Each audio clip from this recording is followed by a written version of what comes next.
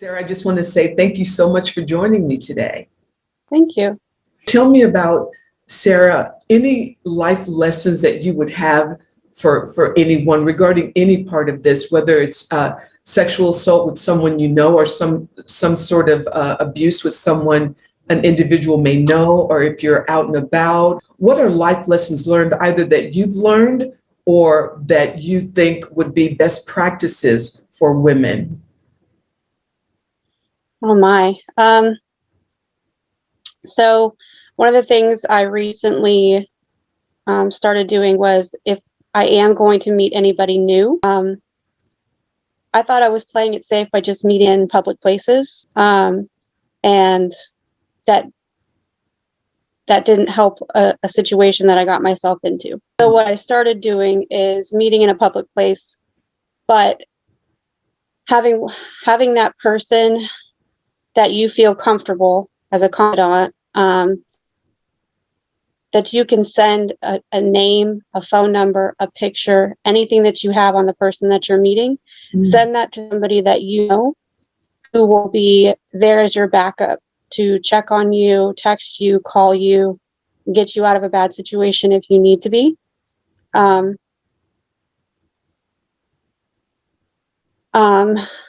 went and got my CCW, concealed carry weapons permit. I've never owned a weapon my entire life, never touched a firearm until I purchased mine.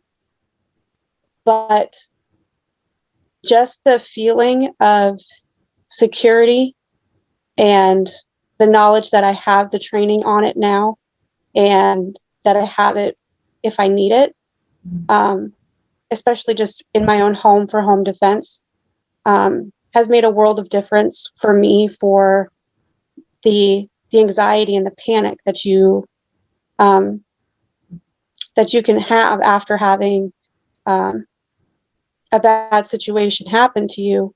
I also installed home security system and alarms, but all those do is warn you, you know, and they may be sending help, but is the help going to get there in time? So that's why the decision to get a firearm and get training in firearms and firearm safety. And I took a class, it was a week-long class with tactical defense of your firearm. So how to maintain your firearm if you're in a hand-to-hand combat situation, so that your firearm is not removed from your person. Things like that to help me feel less scared and empowered, able to handle a tough situation if it was ever to come up again.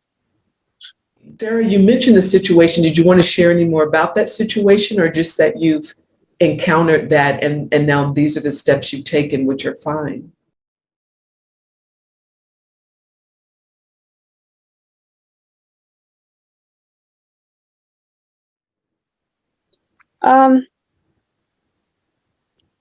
Well,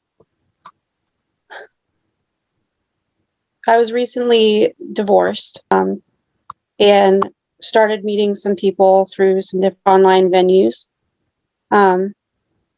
And after having met this person 3 times in person in public places, having my backup person that I sent, you know, the name, the phone number, where I'm going to be, picture, all of that, I felt comfortable around this person.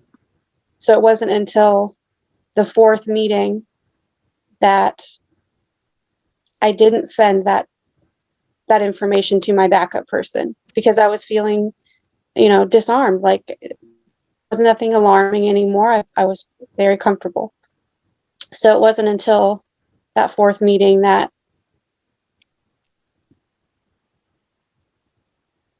I ended up being raped, and I didn't respond to it the way that I wish I would have, because the shame that I felt. And so right now I'm in the process of working with a victim advocacy group to find out, you know, what what avenues do I have at this point? Because now that I've had some time to think about it, that person is still out there. And I have 3 daughters. I have 3 teenage daughters. And the more I think about it, like, the way that this person was with me, I couldn't have been their first one. That they met, they strung you along, they got you comfortable, they got you into a situation where you didn't have that safety net because you didn't feel like you needed it anymore. They were very good at what they did. And so I'm trying to decide whether I want to go down a legal avenue or not. There's a lot to unpack with that, with emotionally and mentally, if I'm strong enough to do that yet. Will it get out in my community? I have a job to protect.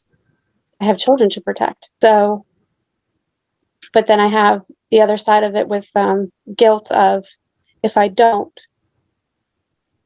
then I feel responsible for the next one, and for the next one, and for the next one. Mm-hmm. And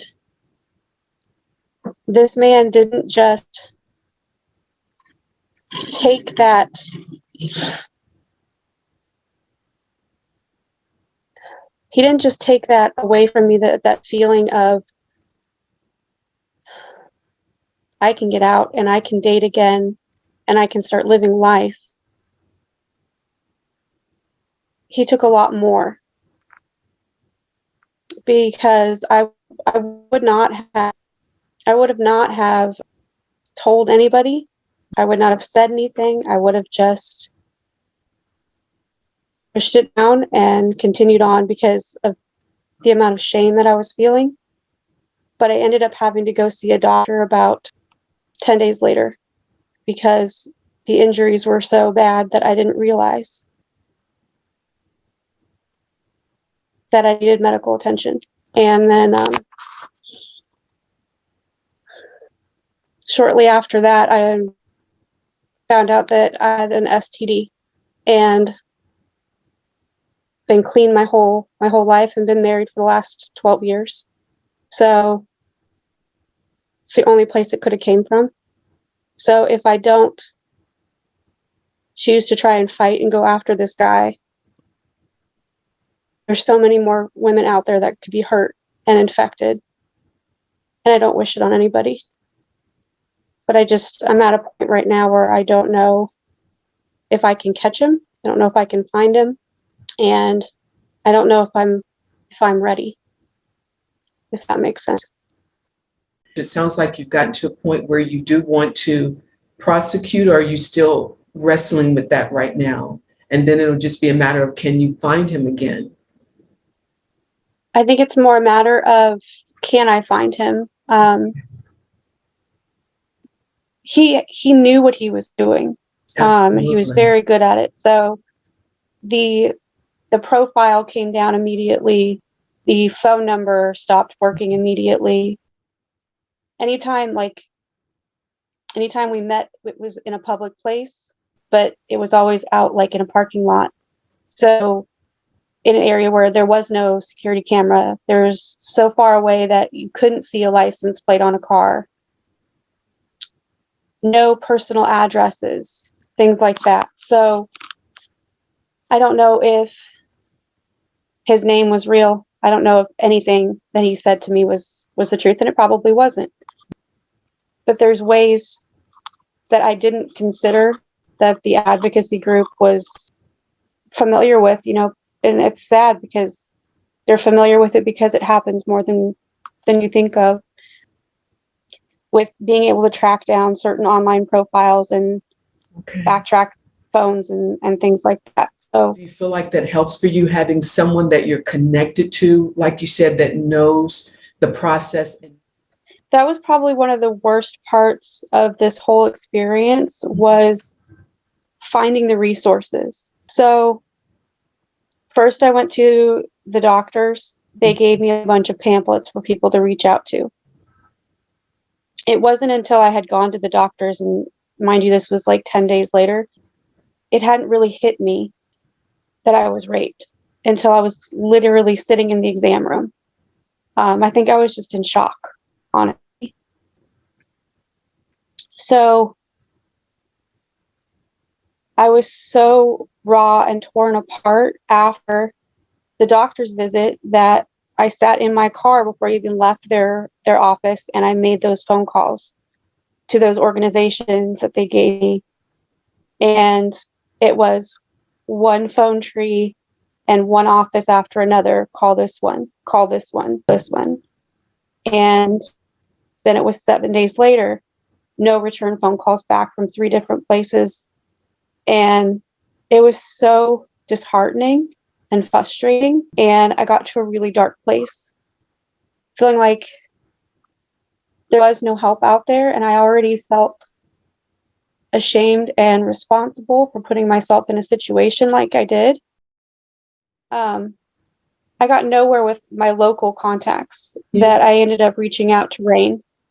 Rain is who ended up getting me in contact, and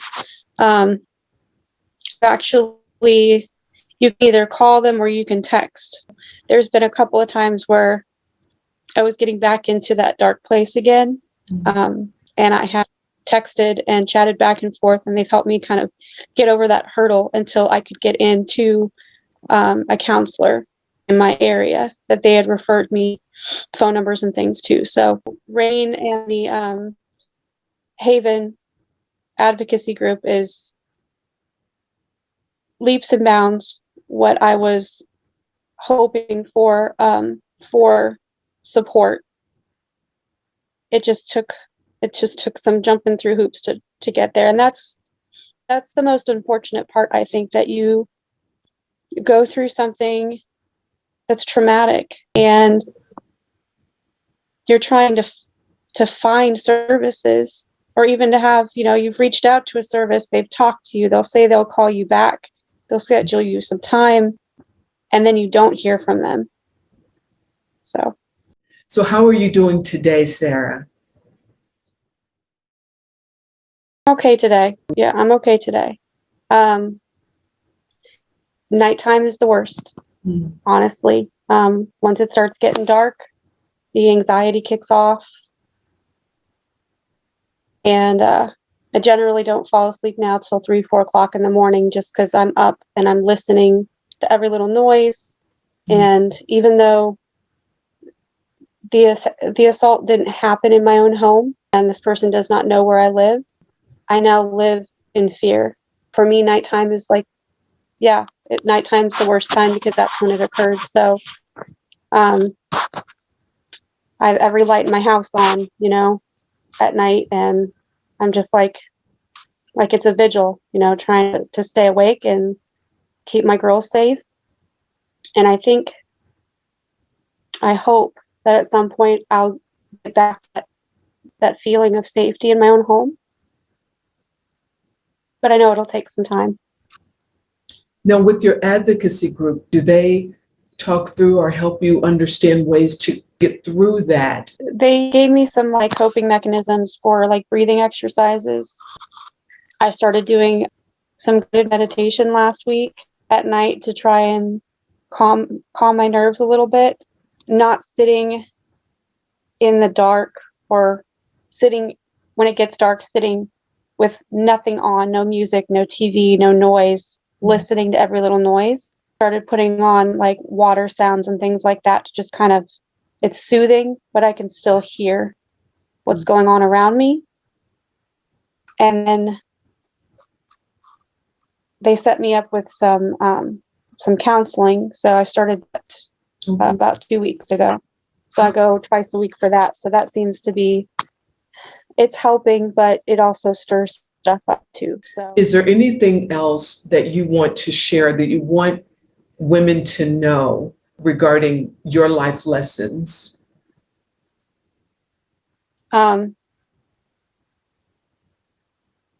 Stuff that I could have done differently would have been taking pictures of a license plate, not drinking a drink that was given to me that was already made.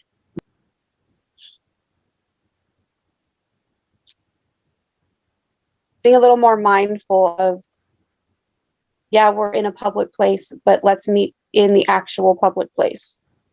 And afterwards, I would say, if it had happened to me again, to not react in a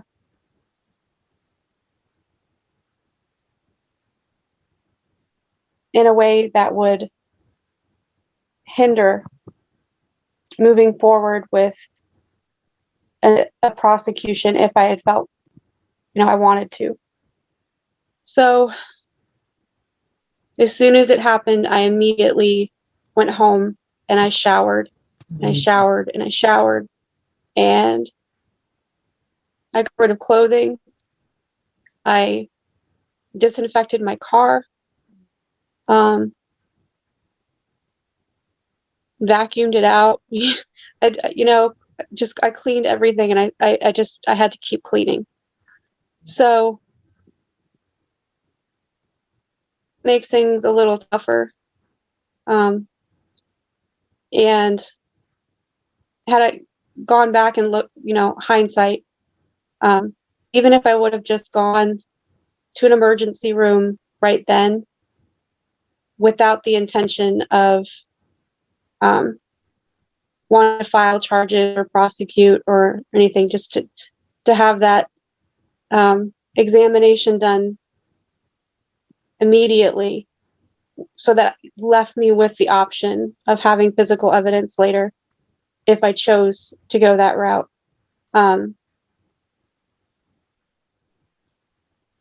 It would have helped in my fight later. Well, Sarah, again, I'm very sorry for what happened to you, what this individual did, and we support you. We absolutely support you. So big hugs to you, and know that you're not alone. You're never alone. You are connected, even if it's virtual, just feeling connected. So thank you so much for being here.